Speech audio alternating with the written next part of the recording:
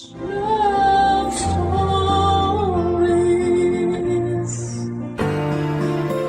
Hindi matatawaran ang pagmamahal ng isang magulang. Kahit sariling kaligayahan ay kaya nilang isangkalan, maramdaman lang ang tunay na pagmamahal para sa kanilang mga anak. Ikaw kabarangay, sa anong paraan mo naramdaman ang pagmamahal sa iyo ng magulang mo? Dear Papa Dudut, mapagpalang araw po sa inyo at sa lahat ng mga nakikinig ngayon dito sa Barangay Love Stories. Simula po nang magkasama kami ng nanay ko ay isa na rin sa naging bonding namin ang pakikinig ng mga kwento ninyo. Sa katunayan nga po ay nagpaparamihan pa kami ng mama ko ng napakinggang kwento sa Spotify at YouTube channel ninyo. At every time na nakikinig kami ay para na rin po kaming nanonood sa TV dahil magagaling din po ang mga voice actors sa inyong programa. Tawagin niyo na lamang po ako sa pangalang Minet. 30 years old ako na mangyari ang kwento ko at taga-Subic, Zambales po ako noon. Pero ngayon ay nandito na ako sa Maynila. Kung ano man yung dahilan ng pag-alis ko ay ikakwento ko na lamang po sa inyo. Pero bago yon ay gusto ko lamang pong i-describe ang itsura ko para kahit papaano ay magka-ideya yung mga nakikinig ngayon. Maputi po ako, hindi katangusan ng ilong, singkit ang mga mata na nakuha ko sa tatay kong Japanese. At mahaba ang alon-alon kong buhok. Napansin ko nga po na karamihan sa mga sumusulat sa inyo ay naghahanap ng mga artistahing medyo nahahawig sa kanila. Kaya naisip ko pong humanap din po ng sa akin. Hindi naman sa kamukhang kamukha pero may anggulo lang na nahahawig ako kay Kate Valdez. Tungkol naman sa tatay ko ay hindi ako nagkaroon ng pagkakataong makilala ito dahil masyado pang bata si mama nung ipinagbuntis niya ako. 16 years old pa lamang siya noon at hindi rin siya pinanagutan. Tawagin niyo na lamang po si mama sa pangalang Amanda. Nagkakilala raw sila ng tatay ko nang minsan siyang pumasyal sa Subic Bay. Hanggang sa magkayaan na silang kumain sa labas at kalaunan nga ay may namagitan na sa kanilang dalawa. Ang kaso ay hindi na raw niya nakita ang tatay ko matapos yung huling gabi na nagkasama sila. Nang pinanganak ako ni mama, iniwan niya ako sa mga pinsan niya na batalik ninyang mga kaibigan para lumipad patungo ng Japan at magtrabaho doon bilang isang entertainer. Uli lang lubos na siya at wala ring malapit na kamag-anak bukod sa mga pinsan niyang yon. Bagamat mga prostitute, yung mga pinsan niyang nagpalaki sa akin ay naging istrikta sila at hindi ako pinayagang magka-boyfriend hanggang sa makatapos ng high school. Nagpapadala na lamang noon ng pera si mama para sa pag-aaral ko. Hindi naman siya nagkulang sa suportang pinansyal at nasusunod din ang mga luho ko noong panahon na yon, Papa Dudut. 25 years old na ako nang umuwi sa Pilipinas si mama at hindi na muli pang bumalik sa Japan. Ginamit niya yung naipon niyang pera para magpatayo ng maliit na beer house. Kasama niya sa negosyo ang boyfriend niya. Nakapag-college naman ako at nagtapos sa kursong hospitality management pero hindi ko yon ginamit para maghanap ng trabaho. Puro gala, gimmick with friends ang ginawa ko at nagagawa pang mag-travel. Hindi pa rin ako nagkatrabaho kahit nasa hustong edad na rin po ako noon. Kampante kasi ako noon dahil sa suporta ni mama at pakiramdam ko ay hindi ko pa naman yon kailangan. Hanggang sa hindi ko na lang namalaya na 5 taon na akong ganon lang ang pinagkakaabalahan sa buhay, Papa Dudut. Mula nang mag-for good na si mama dito sa Pilipinas ay doon na ako tumira sa bahay na nabili niya sa Subic. May kaliitan lamang yon, may 2 kwarto at iisa lang ang banyo. Maayos naman kami noong una hanggang sa unti-unti na kaming nagkaroon ng sumbatan. Kaya napilitan na akong maghanap ng trabaho, Papa Dudut. Swerte naman akong natanggap bilang waitress sa isang restaurant na pagmamay-ari ng boyfriend at kasosyo ni Mama sa beer house na si Joko. 40 years old pa lamang ito noon at mas bata ng 6 na taon kay Mama. At si Joko nga ang dahilan kaya natanggap ako sa restaurant kahit na wala pa akong experience sa pagtatrabaho, Papa Dudut.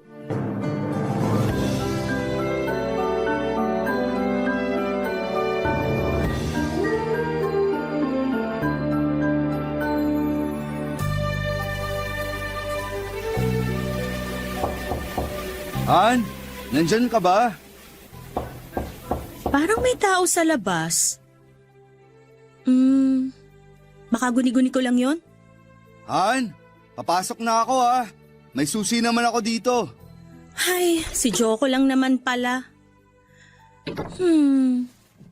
Paano kaya ako lumabas ako ng nakatapis lang ng tuwalya? Tingnan ko lang kung di lumuwa ang mga mata niya. Minette, pasensya ka na ha. Pumasok na ako.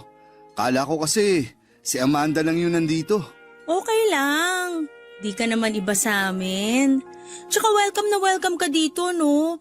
Kaso, wala rito yung hinahanap mo. Nasa beer house pa. Ganun ba? Anong oras kaya siya makakauwi? Bakit hindi mo i-chat o kaya tawagan? Hindi ka naman siguro makaka-istorbo sa kanya. Ikaw naman yan eh. Ay, teka, ba't nakatayo ka lang dyan sa may pinto? Halika, upo ka sa sofa namin, oh. Tabi tayo. Salamat. Salamat ka dyan. Lagi ka naman nandito, no? Di ka man lang ba magbibihis? Oh, sorry. Naiilang ka ba na nakatapis lang ako ng tuwalya? Hindi naman. Ikaw, baka mailang ka. Pasensya na talaga't naabala pa kita. Mukhang kakatapos mo lang maligo eh. Okay lang, no? Bisita ka kaya namin. Huwag mo nang isipin yun. Carry lang sa akin yung nakaganito. May pagkakapareho pala kayo ng mama mo. Ganito rin ba siya sa'yo pag kayo lang? Oo. Minsan nga, wala pa kahit Huwag mo anong... nang ituloy. Kung ano lang yung itatanong ko, yun lang ang sasagutin mo. Okay ba yon? May tatanong ka pa pala. Ano to, interview? Hindi naman. Na-curious lang ako kung paano kayo nagkakilala ng nanay ko. Hindi ko naman kinakahiya na entertainer siya eh. Gusto ko lang malaman kung... Parang alam ko na kung ano yung tinutumbok mo. Yung gusto mo bang itanong kung naging customer ako ni Amanda? Nakuha mo. Galing mo doon.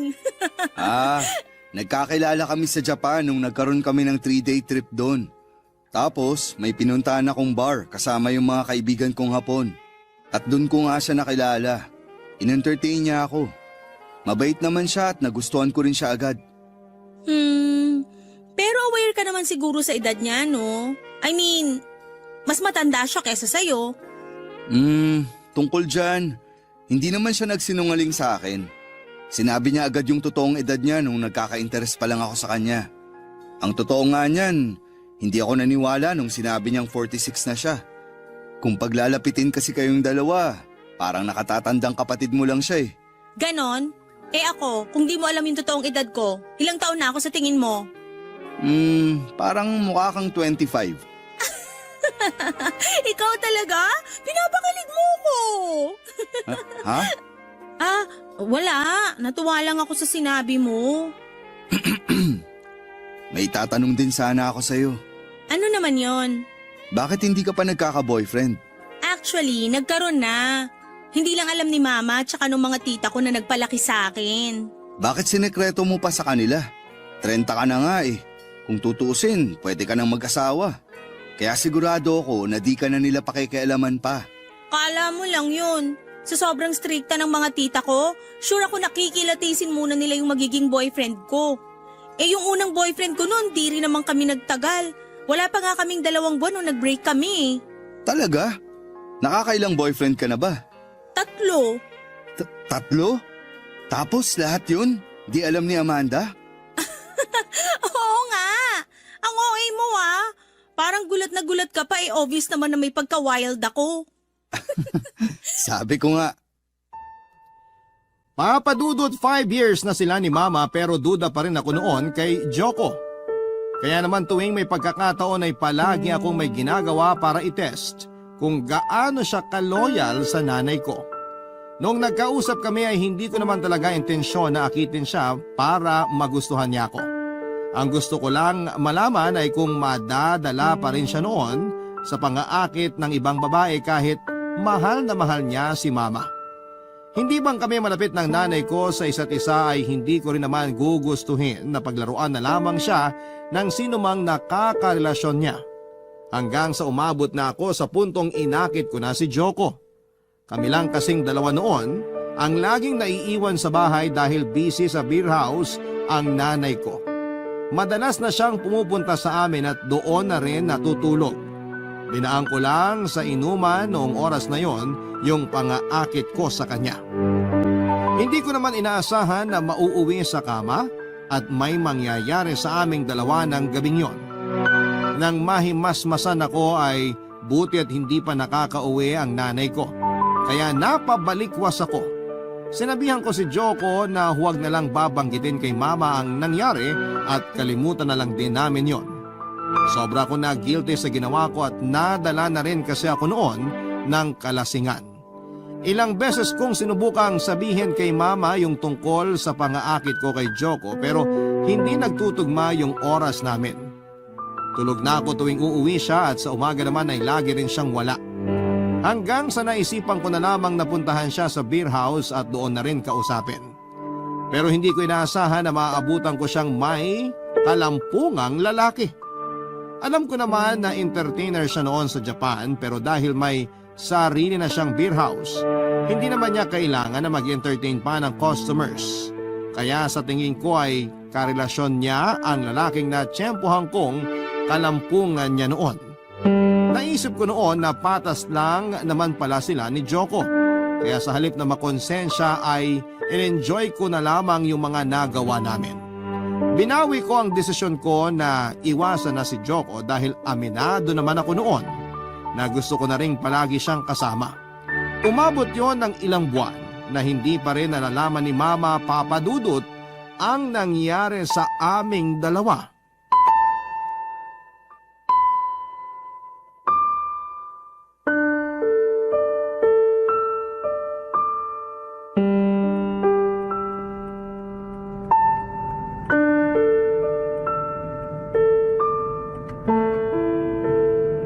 Sabi ko naman sa'yo, kahit huwag ka nang magpalit eh. Uy, di pwede, no? Baka mapagkamalan pa ako na alalay mo. Tingnan mo nga ang gara ng suot mo. Tapos ako, suot ko pa tong uniform sa restaurant. May paraan naman para hindi ka mapagkamalang alalay ko eh. At ano naman yung naiisip mo? Ahalikan na lang kita sa harap ng mga tao para di ka mapagkamalang alalay. Hangari naman ako sa kakapalan ng mukha mo. Alam mo, buti na lang talaga hindi ako pinag-iinitan sa restaurant kahit na lagi mo kong sinusundo sa kalagitnaan ng pagtatrabaho ko. Di naman siguro nila gugustuhin mawalan ng trabaho. Yabang mo naman. Biro lang. Pero hindi naman nila yung dapat gawin kasi di nasakop ng trabaho nila yung pag-usapan pati love life ko. Sa bagay, tama ka rin naman. Tsaka, ang hirap din kasi kung papanoorin ko lang yung pinakamagandang waitress sa restaurant ko. Totoo? Oo, kaya huwag ka na magpalit ng damit. Pwede ba naman yun? Gusto ko maganda ako sa date natin. Lagi ka namang maganda. Bolero? Uy, hindi ah. Totoo yun. Oo na. Alam mo, good timing yung pagsundo mo sa akin eh. Wala rin naman kasi kung gana magtrabaho kanina. Bakit naman? Napapagod ka na ba? Sabihan mo lang ako. Pwede naman kitang tulungan na makahanap ng ibang trabaho. Yung totoo? Ayoko na maging waitress. Feeling ko kasi may mas maganda pang nakalaan sa akin eh. Hindi yung ganito lang. Nakapag-aral ka naman, di ba? Nakatapos ka ng college. Bakit hindi mo gamitin yun? Ewan ko. Di ko pa talaga nakikita yung sarili ko na nagseseryoso sa trabahong kalain ng tinapos ko. Baka na-stress lang ako masyado kaya ganun. Kung gusto mo, sa akin ka na muna magtrabaho. Ha? Eh sa'yo naman talaga ako nagtatrabaho, di ba? Ikaw yung may-ari ng restaurant. Hindi yun. Ang ibig kong sabihin, Yung sa akin mismo. Ibibigay ko lahat ng kailangan mo. Lahat ng gusto mo. Parang sugar daddy kita, ganon? Siguro, Ano namang kapalit? pasayahin mo lang ako sa kahit anong paraan na kaya mo. Wow! Pero, matanong ko lang ha, di ka ba masaya sa nanay ko? I mean, nabobore ka ba sa kanya? Ay, medyo. At dun sa tanong mo kung masaya ako sa kanya, dati oo. Pero mula nung naging busy na siya sa beer house, halos wala na siyang time para sa akin. Kung di pa nga ako pupunta sa inyo, wala. Hindi kami magkakasama. Buti na lang nandyan ka. Alam mo, kung ano man yung naging pagkukulang sa'yo ni Mama, pupunan ko yun. Kasi magkaiba kami. Ako, ikaw yung priority ko. Si Mama, yung beer house. Di ba masaya yon? Gusto ko yan. Basta, sabihin mo lang sa akin kung anong gusto mong bilhin o kung saan mo gusto pumunta. Huwag lang sa ibang bansa ha. Baka kasi magtaka si Amanda kapag matagal tayong nawala. Oo na. Saka marami pa namang pwedeng puntahan dito sa Pilipinas. Pwede tayo sa Palawan, sa Siargao. Yung mga di ko pa napupuntahan. O sige, pupuntahan natin lahat yan. Papadudot, sobrang saya ko noon na may isa pang kagaya ni Joko na handa akong dalhin kahit saan na gusto kong pumunta. Handa rin siyang ibigay lahat ng gusto ko at napakasimple lang ng kapalit noon. Sa totoo lang ay hindi naman mahirap para sa akin na paligayahin siya. Hindi rin siya mahirap mahalin. Pero may bahagi ng pagkatao ko na pumipigil sa nararamdaman ko para sa kanya. Malaya kaming nakakapag-date ni Joko dahil lagi namang busy sa beer house si Mama. Hindi na rin siya natutulog sa bahay gaya ng madalas niyang ginagawa nung wala pang namamagitan sa aming dalawa. Pero minsan, kapag naglalambing sa kanya ang nanay ko ay wala na siyang magawa kundi ang magstay sa bahay namin. Pagtulog na si Mama ay lumalabas siya ng kwarto at pumupunta sa akin. Doon na siya nagpapaumaga pero nag-iingat pa rin siya na mahuli kaming magkasama. Tungkol naman sa trabaho ko ay nag-decide ako na tapusin ang isang buwan ko sa restaurant ni Joko. Pero nakarating sa akin yung usap-usapan ng mga katrabaho ko na may relasyon na kaming dalawa kaya hindi na raw sila magtataka kung bigla na lamang akong ma-promote at mag-reyna-reynahan sa restaurant. Gusto ko silang patulan pero pinigilan ni Joko at sinabing wag na lamang yon pansinin. Kaya kahit may 2 linggo pa sana akong ipapasok doon ay nag-resign na lamang ako. Nangako naman siya na susustentuhan na lamang niya ako habang wala pang nahahanap na trabaho. Aaminin ko na noong una ay wala pa talaga akong nararamdaman para sa kanya, Papa Dudut. Wala akong kahit na anong bahid ng pagmamahal na nararamdaman. Kaya hindi ako pumapayag na maulit yung nangyari sa aming dalawa. Pero aaminin ko, Papa Dudut, na habang tumatagal, ay unti-unti na rin akong nahuhulog sa kanya. Habang tumatagal ay nagkakagusto ako, Papa Dudut. Barangay Love Stories. Barangay Love Stories. Papadudot nung iba na ang nararamdaman ko para kay Joko ay naisip ko na tigilan na yung ginagawa namin. Kahit kasi masaya ako sa ganong klase ng setup namin ay mali pa rin yun dahil may relasyon pa rin sila ng nanay ko. Umabot na rin ako sa puntong gusto ko na siyang iwasan pero hindi ko yun magawa dahil naging sugar daddy ko na siya. Siyang nagbibigay ng lahat ng mga kailangan ko. Hindi siya pumapalya, mapadamit, bag, sapatos. Lahat ng luho ko, ayaw ko na rin bumalik sa restaurant o di kaya ay maghanap pa ng ibang trabaho. Bukod kasi sa maliit lamang ang sasahurin ay nai-stress pa ako at masyadong napapagod kaya hindi ko na pinakawalan pa si Joko. Dahil sa luhong tinatamasa ko ay hindi ko na naisip pa ang posibleng maging reaksyon ni Mama kapag nalaman niya na may relasyon kami ng boyfriend niya. Papadudot nung una ay umuobra pa yung pagtanggi ko kay Joko kapag hinihiling niya na may mangyari sa amin. Pero nang tumagal-tagal ay hindi na ako nakakatanggi sa mga aya niya. Hanggang sa ilang beses din yung nangyari at minsan ay doon pa mismo sa bahay ng nanay ko. Ginagawa namin yon kapag busy siya sa beer house tuwing gabi. Kapag alam ni Joko na pauwi na siya ay saka naman ito aalis para hindi na sila magpang-abot pa. Pero hindi ko rin maitatanggi na nagselos ako nang sabihin ng nanay ko na nag-propose na si Joko sa kanya. Nakakainis mang isipin pero sa kabila ng ginagawa namin at kahit malinaw na mas gusto niya ako kesa kay mama ay wala pa rin siyang balak na hiwalayan ng nanay ko. Dumagdag pa yung sinasabi ni mama na magpapakasal na sila. At tungkol naman sa relasyon namin, kahit anong pagtatago pa ang gawin namin, ay lumabas pa rin yon sa hindi inaasahang pagkakataon, Papa Dudut.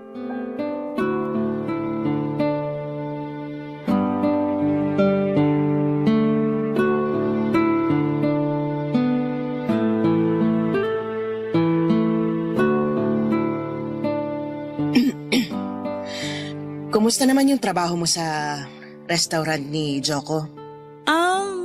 Okay naman, ma. Wala ka bang nagiging problema sa mga katrabaho mo? Bakit naman ako magkakaroon ng problema sa kanila? Kasi maldita ka.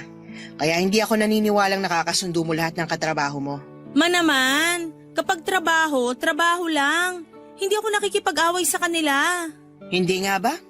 O may pumoprotekta sa'yo doon? Anong ibig niyong sabihin? Alam ko na may namamagitan sa inyo ni Joko. Paano mo naman nasabi, ma? Minette, akala mo ba talaga ganun ako kamanhead para hindi ko maramdaman na parang ayaw na sa akin ni Joko? At nahuli ko kayo, dito mismo sa bahay, doon sa sofa. Gusto mo bang idetalye ko pa kung paano ko nakita yung kababuyan niyo? Ma, kumakain tayo. Pwede bang mamaya na lang? Lumayo tayo sa pagkain. Halika, doon tayo sa sala mag-usap at wag ka magsisinungaling sa akin.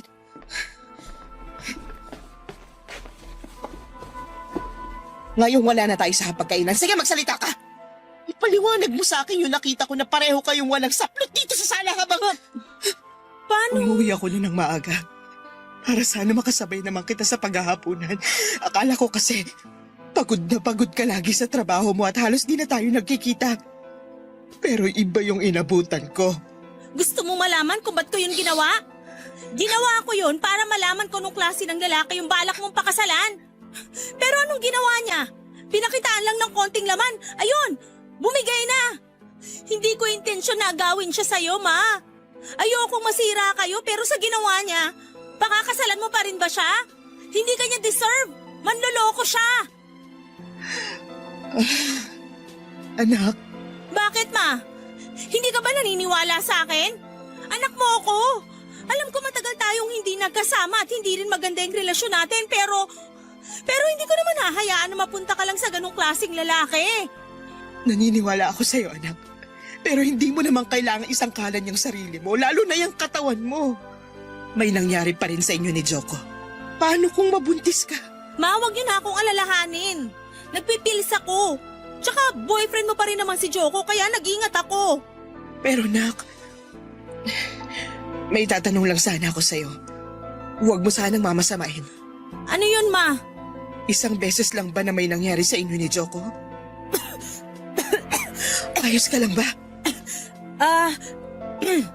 Ayos lang ako, ma. Baka naman masyado mo nang inaabusong sarili mo sa trabaho. Sabi sa akin ni Joko, panay overtime ka pa raw. Sinabi niya yon? Oo. Nak, hindi mo naman kailangang bugbugin yung sarili mo sa kakatrabaho. Alam kong nagkasagutan tayo nung nakaraan, kaya napilitan ka nang maghanap ng mapapasukan, pero baka naman magkasakit ka na sa ginagawa mo. Okay lang talaga ako, ma. Huwag niyo na akong alalahanin. Ikaw pa nga dapat yung pagsabihan ko kasi masyado ka nang busy sa beer house. Parang hindi ka na nga nagpapahinga eh. Kaya ko naman sarili ko. Yung tanong ko kanina, hindi mo pa sinasagot. Ma naman, syempre, isang beses lang may nangyari sa amin.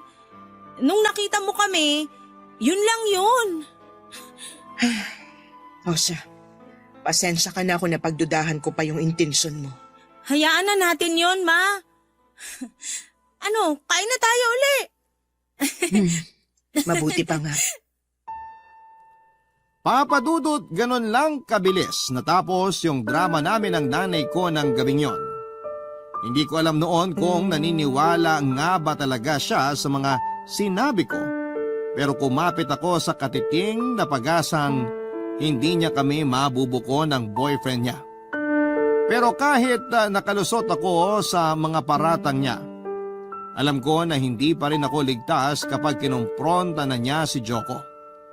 Umiwas ako kay Joko, ilang beses pa itong nag-message at tumawag sa akin. Pero hindi ko na yon sinasagot pa. Hindi rin ako nag-i-stay noon sa bahay para hindi niya ako malapitan. Hanggang sa dumating na nga ang araw na kinakatakutan ko, Papa Dudut. Kinausap ni Mama si Joko at kinumpronta tungkol sa ginawa naming dalawa. Doon ko napagtanto na naniwala nga sa akin ng nanay ko pero gaya ng inaasahan ko. Nagsabi ng totoo ang boyfriend niya kaya lumabas na rin ang totoo na may relasyon kaming dalawa. Nalaman na rin niya na hindi lang isang beses na may nangyari sa amin ni Joko at ang mas malala pa. Inamin ito na sa aming dalawa ni Mama ako na ang mas mahal nito at gustong makasama. Galit na galit si Mama sa ginawa kong pagsisinungaling kaya hindi na siya nangiming palayasin ako sa bahay. Dahil kahit si Joko ay hindi ko na malalapitan. Lakas loob akong bumalik sa mga tiyahin kong nagpalaki sa akin para doon muna pansamantalang makituloy ng mga oras na yon. Pero noong nalaman nila ang tungkol sa pakikipagrelasyon ko kay Joko at ang panlolokong ginawa ko kay Mama ay hindi nila ako kinonsente. Pinagsabihan nila ako at kinumbinsi na gawin ko kung ano ang tama, Papa Dudut.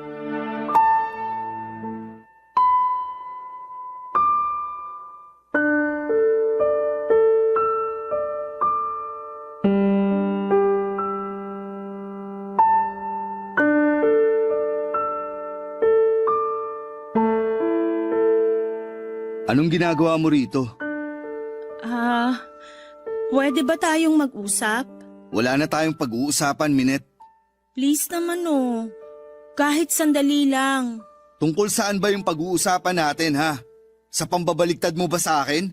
Sige, para mas maging malinaw kung paano mo ako pinagmukhang tanga. Choco. Bakit? Totoo naman, di ba? Isinangkalan mo ako para iligtas siyang sarili mo. Sinabi sa akin ni Amanda lahat ng pinag-usapan nyo. Lahat ng sinabi mo. Napakabuti mo namang anak para itest yung loyalty ko sa nanay mo. So ngayon iinsultuhin mo ko? Sa pagkakaalala ko, na-enjoy mo rin naman yon. Oo, kasi akala ko totoo ka sa akin. Alam mo, nakakalito na nga eh. Hindi ko alam kung sinusubukan mo nga lang ba ako o sinadya mo akong akitin para masira yung relasyon namin ng nanay mo. Sige, aminin ko yung totoo. Nung una, balak ko lang natuksuhin ka para subukan ka. Kasi kahit hindi kami ganun kaayos ng nanay ko, ayoko namang mapunta siya sa isang manloloko. Pero habang tumatagal, nagugustuhan ko na yung ginagawa natin. Nagugustuhan na kita. Alaga? Bakit hindi yun yung sinabi mo kay Amanda? Sana pala nagsinungaling na lang din ako at idiniin kita. Tutal, baligtaran lang din naman yung gusto mo. Wala na akong choice nun. Nasukol na ako ni Mama. Nakita niya tayo kaya wala na akong maisip na pwede ko pang idahilan sa kanya. Kaya okay lang na ako yung magmukhang masama? Alam mong di yan yung intensyon ko. Hindi eh. Gusto mong iligtas siyang sarili mo. Kaya pinagmukha mo akong masama. Sana sinakyan mo na lang yung sinabi ko sa kanya. Eh di sana hindi na naging komplikado, di ba? Hindi porket mahal kita magsisinungaling na ako para sa'yo. Mas mabuti na rin malaman ng nanay mo yung totoo. Nakita mo naman yung nangyari, di ba? Nagkasira na kami ng nanay ko. Pinalayas niya ako sa bahay niya. Yun ba yung gusto mo? Walang magandang maidudulot kung magsisinungaling pa tayo sa kanya. So ano, okay na kayo ni Mama? Kasi nilaglag mo ako. Galit siya at nakipag-iwalay na rin siya sa akin. Ano? Hindi ka ba naniniwala kaya natahimik ka na lang dyan? Pasensya ka na. Natakot lang din kasi ako na magkasira kami ni Mama. Hindi rin naman maaayos yung relasyon nyo kung paninindigan mo pa yung kalokohan mo eh. Sorry kung naging makasarili ako. Hindi mo rin naman ako masisisi kung nagalit ako sa ginawa mo. Masakit yun. Akala ko okay tayo. Okay naman tayo eh. Hindi yun ang ibig kong sabihin. Ang akala ko kasi, kapag nabuko tayo ng nanay mo, ipaglalaban mo kung anong meron tayo. Mahirap yung gusto mong mangyari. Alam mo naman kung gaano ka-importante sa akin si Mama, di ba? Hindi kami pwedeng magkasira. Siya na nga lang yung magulang na meron ako eh. Hindi ko naman sinasabi na kailangan mong sirain yung relasyon nyo ng nanay mo. Ang sa akin lang, sana alam mo rin kung paano harapin yung ginawa mo. Hindi ka na bata para manisin ng iba kapag may nagawa kang pagkakamali, para lang hindi ka mapagalitan. Kaya nga sorry na, di ba? Ano pa bang gusto mong gawin ko? Gusto ko lang malaman kung anong plano mo, ngayong alam na ni Amanda na may relasyon tayo. Plano? Eh hindi pa naman ganun kaseryoso yung relasyon natin, di ba? Ano? Akala ko ba mahal mo ko? Sinabi ko ba? Sige nga, kailan ko sinabi sa'yo na mahal kita? O ano, natahimik ka ngayon? Kasi hindi kita mahal. Gets mo? Papadudot hanggang sa pagkakataong yon ay tinanggi ko pa rin ang tunay kong nararamdaman para kay Joko. Naguguluhan pa rin kasi ako noon. Nagtatalo ang puso't isipan na meron ako at hindi ko alam kung tama ba. Nabigyan ko ng pagkakataon ay pagpatuloy ko yung relasyon namin habang nasasaktan naman ang nanay ko sa paghihiwalay nila. Iniwasan ko si Joko kahit na ang kapalit noon ay kawalan ng magsusustento sa mga luho ko. Sinubukan kong maghanap ng ibang trabaho at marami akong inaplayan pero sa isang supermarket ako natanggap bilang kahera. Pinagtiyagaan ko ang mababang sahod roon na pinagkakasya sa pagrenta at iba pang mga gastusin. Sa unang 2 buwan ay nagpatuloy ako sa pagtatrabaho pero habang patagal ng patagal ay nagigipit na rin ako noon, Papadudot. Masyado akong nanibago na wala ng sugar daddy na nagbibigay ng lahat ng kailangan ko. Kaya naman sa halip na magpakatinuna ay muli na naman akong nakaisip na gumawa ng kalokohan. Sinubukan kong humanap ng bagong sugar daddy sa isang dating app. Hindi yun naging madali noong una, may mga nakilala naman ako pero lagi kong hinahanap sa kanila yung mga katangian ni Joko. Hanggang sa may isa nga akong nakilala na mabait din at handang ibigay ang lahat ng luho ko, Papadudot. Barangay Love Stories. Barangay Love Stories. Papadudot, nakilala ko ang Phil-Am na si Nathan. Noong malaman ko na maganda ang estado niya sa buhay ay hindi ako nagdalawang isip na makipagrelasyon sa kanya. Gaya ng gusto ko ay nasunod ang luho ko sa kanya. Bukod pa roon ang allowance na ibinibigay niya kada linggo. Unang kita pa lamang sa akin ni Nathan ay nahulog na ang loob niya. Kaya naman tumagal ang relasyon namin kahit na hindi ako pumapayag na may mangyari sa aming dalawa. Ewan ko ba, Papadudot. Gwapo naman si Nathan at alam ko na mabuti rin siyang tao. Pero wala akong maramdaman kahit konting kilig man lang sa mga ginagawa niya. Hindi tulad kay Joko na nai-excite ako tuwing nagkikita kaming dalawa. Hanggang sa may isang pagkakataon na lumabas kami ni Nathan para mag-date sa isang restaurant kung saan ko nakita si Joko kasama si Mama. Halos wala akong maintindihan sa mga sinasabi noon ni Nathan dahil ang buong atensyon ko ay nakatuon lamang sa kanilang dalawa.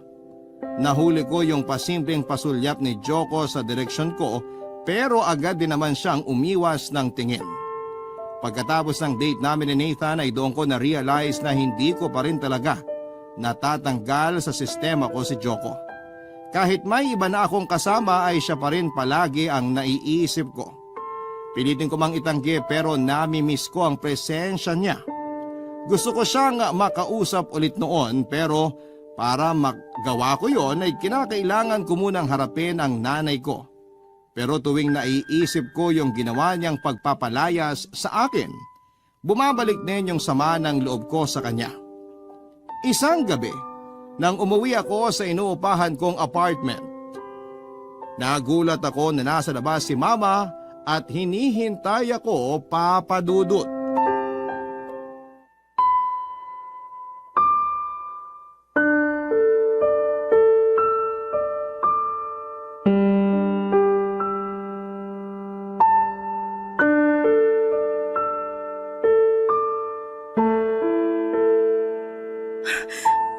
Ma, anong ginagawa niyo rito? Tsaka, paano niyo nalaman na dito ako nakatira? Nasabi sa akin ng mga tita mo, anak. Sa loob na lang tayo mag-usap.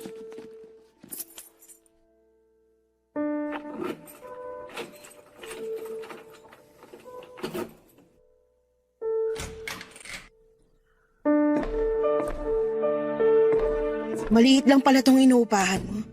Ayaw mo bang bumalik na lang sa bahay? Maupo muna kayo dyan sa sofa.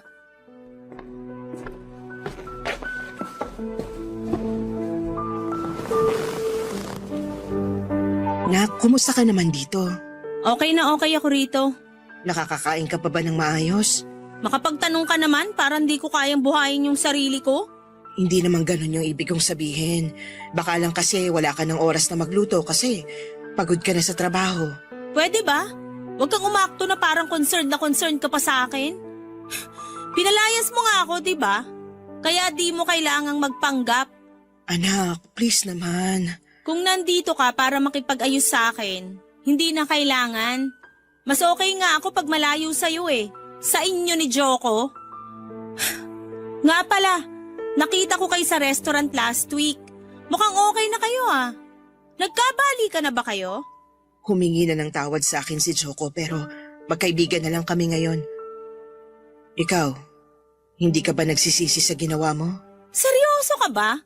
Bakit naman ako magsisisi kung tutuusin nga? Patas lang naman kayo ni Joko. Nagloko ka rin naman. Nakita kita sa beer house. May ka-table kang lalaki at sigurado ako na hindi yun basta customer lang. Minette, alam mo naman kung anong trabaho. Oo nga pala. Prostitute ka. Kaya bakit pa ako magtataka? Dahan-dahan ka sa pananalita mo. Yung trabaho kong yun ang bumuhay at nagpaaral sa'yo. Nandito na naman tayo sa sumbatan drama mo, ma. Alam mo, kung isusumbat mo lang din naman lahat ng nagawa mo para sa akin, sana di ka na lang nagpakamagulang. Pwede mo naman akong pinamigay na lang nun kina tita. Wala kang alam sa pinagdaanan. Gasgas na yan! Lahat naman tayo may makabagbag damdaming kwento kaya di mo na yan magagamit sa akin. Sige, hindi ako magkukwento. Mas mabuti pa nga na wala kang alam sa nangyari. So bakit ka nga nandito? Nandito ako para alamin kung sino yung lalaking kasama mo nung nakita kita sa restaurant. Anak, kung nagigipit ka ngayon, pwede namang Ma, kitang... please! Huwag niyo nang pakialaman pa yung buhay ko. Matanda na ako at kaya ko na magdesisyon para sa sarili ko. Hindi kita kailangan. Wala akong masamang intensyon sa sinabi ko. Gusto lang kitang paalalahanan. Tigilan mo na yung paghahanap mo ng sugar daddy. Kung kailangan mo ng pera, bibigyan kita ng allowance mo. Hindi mo na kailangan magpagamit sa lalaki para sustentuhan ka. Hinayaan lang naman kita magtrabaho para sana matuto ka at maranasan mo kung gaano kahirap kumita ng pera. At hindi naman yun nangyari. Tama? Anak, please naman. Ayoko lang na matulad ka sa akin. Para sabihin ko sa'yo, magkaiba tayo. At hindi ako matutulad sa'yo. Bakit? Akala mo ba nagpapagamit ako kay Nathan? Anak, sa una lang yan. Kukunin niya lang yung tiwala mo pero kapag tumagal na, hindi ka na makakatanggi sa mga gusto niyang ipagawa sa'yo. Kaya please anak, umuwi ka na sa atin. Kung kinakailangan kong bayaran lahat ng nagastos ng lalaking yun sa'yo, gagawin ko para tigilan ka na niya. Umalis ka na! Sige, aalis na ako. Pero sana pag-isipan mo yung sinabi ko, anak. At bago ko umalis, may gusto pa sana akong sabihin sa'yo. Ano pa? Sana, tinanggap mo na lang si Joko. Mabuti siyang tao. At kung siya talaga sana yung gusto mo, mas mapapanatag ako. Papadudot na paluha ko sa mga sinabing yon ng nanay ko. Hindi ko akalain na manggagaling yon mula sa kanya dahil alam ko naman kung gaano niya kamahal si Joko. Pero dahil sa mga nangyari ay mas lalo akong napaisip. Doon ko napagtanto kung gaano ko ka-unfair sa nanay ko at pati na rin sa lalaking natutunan ko nang mahalin. Pagkatapos ng pag-uusap namin ni Mama ay parang nalinawan ako kahit papaano. Kaya naman nang ayain ulit ako ni Nathan para mag-date ay tinanggihan ko na siya. Hindi ko na rin sinagot lahat ng mga tawag niya at hindi na rin ako nag-reply sa mga mensahe niya. Hanggang sa umabot na ng halos 1 buwan ang hindi ko pagpansin sa kanya. At hindi nga nagtagal ay huminto rin siya sa pangungulit niya sa akin. Para ako nabunutan ng tinik nang hindi na magparamdam pa si Nathan. Pero kahit malaya na ako noon ay hindi ko pa rin magawang kausapin si Joko dahil hindi ko alam kung papaano siya haharapin pagkatapos ng lahat ng mga nangyari sa aming tatlo ng nanay ko. Nag-focus na lamang muna ako sa trabaho ko at unti-unting sinanay ang sarili ko na hindi umaasa sa pera ng ibang tao. Hanggang sa dumating ang isang pagkakataon na naging customer namin si Joko sa supermarket. Pero dahil bawal kaming makipagkwentuhan sa oras ng trabaho, sinamantala ko na lamang ang pagkakataong yon para imbitahan siya na kumain sa labas, papadudot.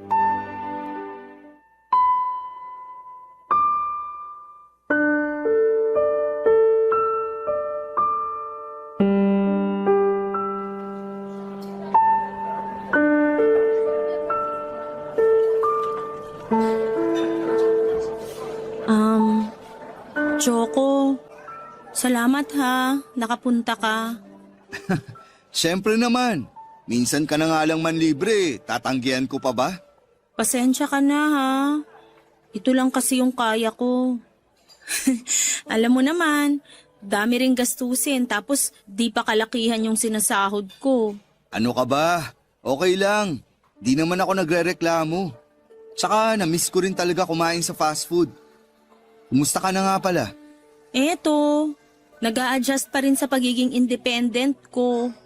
Nagalok naman ng tulong sa akin si Mama pero tinanggihan ko. Galit ka pa rin ba sa kanya? Ay, alam mo, sa totoo lang, wala naman talaga akong karapatan na magalit sa kanya. Ako yung may kasalanan, hindi siya. Siguro, nadala na lang din ako ng pagtatampo ko nung matagal siyang nawala kaya nung nagkasagutan kami, sumabog din ako. Huwag mo sanang mamasamain pero tama ka. Hindi ka dapat magalit kay Amanda. Alam ko lahat ng pinagdaanan niya bago siya makauwi dito sa Pilipinas. Nga pala, may nabanggit kasi siya sa akin na pinagdaanan niya raw nung nagtatrabaho pa siya. Nasabi niya rin ba yun sa'yo? Oo, yung tungkol dun sa huling customer niya dito sa Pilipinas bago siya mag-Japan. Pwede mo bang ikwento sa akin yun? Pero ibinili niya sa akin na wag kong ikikwento yun sa'yo. Please, Joko. Kapag sinabi mo yun sa akin, promise, pag-uusapan din natin yung tungkol sa ating dalawa. Ay, pero sana di na to makarating sa nanay mo ha. Oo naman. Gusto ko lang talagang malaman.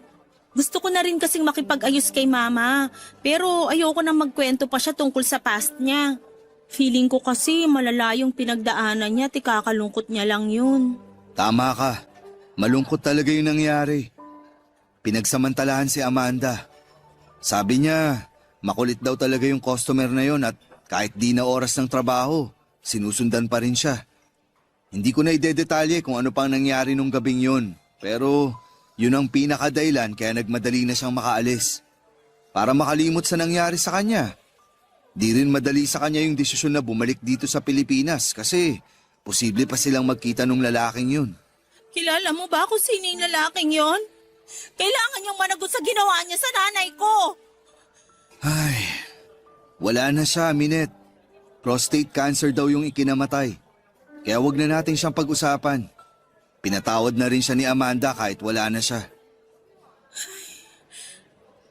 Mas lalo tuloy ako nakokonsensya sa ginawa ko kay Mama. Sobrang sama ako. Wala akong kwentang anak. Napatawad ka na rin ng nanay mo. Wala na sa kanya yung nangyari. Kaya ka nga niya hinanap eh. Mas nangingibabaw kasi yung pagiging nanay niya sa'yo kaysa sa pride niya. Pagkatapos natin dito, kakausapin ko siya. Sasamahan kita. Salamat ha. Ikaw, kumusta ka na? May girlfriend ka na ba ngayon? Wala pa eh. Masaya pa kasi sa iba yung babaeng gusto ko. Sira ka talaga, no? Ano yun, hihintayin mo silang mag-break? Kung kinakailangan, gagawin ko. Yak, ang drama mo. Madrama pa rin ba kung sasabihin kong ikaw yun? Ha? Ako? Oo, kaso may boyfriend ka na eh. Kung si Nathan tinutukoy mo, hindi na kami nagkikita noon. Iniiwasan ko na siya. Mapanakit ka talaga, no? Aminado naman ako doon. Pero binabago ko na yun ngayon. Kung ganun, pwede ba kitang ligawan? Pwede naman. Pero, Pero ano? wag muna ngayon. Kailangan ko kasi munang ayusin yung sarili ko. Gusto ko munang patunayan kay mama na nagsisikap na talaga ako sa buhay. Kung ganun, hihintayin kita. Kaya mo. Kayang-kaya. Kaya wala nang atrasan to, ha? Papa Dudut, tumingin na rin po ako ng tawad kay Joko. Pero kahit gaano ko pa kagusto na pagbigyan siya sa panliligaw niya ay pinigilan ko muna ang sarili ko hanggat hindi ko pa naaayos ang buhay ko. Kinausap ko na rin ang nanay ko at nagkaayos na kaming dalawa. Matapos nga ang ilang buwan ko sa pagiging kahera sa supermarket ay sinubukan ko maghanap ng ibang trabaho sa Maynila. Nagalok naman ng tulong sa akin si mama kahit sa matutuluyan ko man lang. At dahil sa pangungulit niya ay pumayag na rin ako. Hindi raw kasi siya mapapanatag kung magtsatsaga na naman ako sa maliit na apartment na hindi rin gaanong kasafe para sa tulad ko na walang ibang kasama. Sa ngayon ay isa na po akong casino dealer sa isang sikat na hotel and casino. Masaya naman ako sa trabaho ko at pinayagan ko na rin si Joko na manligaw sa akin at para mas madalas kaming magkasama. Dito na rin siya sa Maynila nag-i-stay. Si mama naman ay binibisita ko tuwing weekend kahit medyo malayo ang biyahe para makapag-bonding pa rin kami. Pero minsan ay siya na ang pumupunta sa akin. Share ko na rin po na meron na siyang bagong boyfriend sa ngayon. Halos magkaedad lamang sila at sa nakikita ko ay masaya naman sila kaya napapanatag na rin po ako. Hanggang dito na lamang po ang kwento ko, Papa Dudut, at maraming salamat po sa lahat ng bumubuo ng Barangay Love Stories at sa Barangay LS 97.1. Mabuhay po kayo and God bless. Ang inyong forever kapuso at kabarangay, Minet. Nagustuhan ng iyong napakinggan? Ituloy yan via live stream sa www.gmanetwork.com/radio. Barangay LS 97.1